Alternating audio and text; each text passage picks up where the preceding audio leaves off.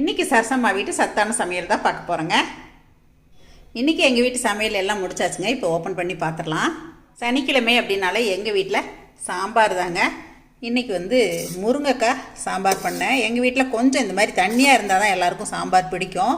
முருங்கைக்காய் சாம்பார், ஒரு பருப்பு ரசம், வாழைக்காய் வறுவல், கீரை பொரியல், அப்புறம் கறிவடாம் கொஞ்சம் பொரிச்சிருக்கேங்க. மோர் இருக்குது, தயிர் இருக்குது, சேலட்டுக்கு எல்லாம் ரெடியாக எடுத்து வச்சுருக்கேன். இதுதான் இன்றைக்கி எங்கள் வீட்டு சமையலுங்க. கேரட் வெள்ளரிக்காய் போட்டு சேலட் தான் பண்ணலான்னு நினச்சேங்க.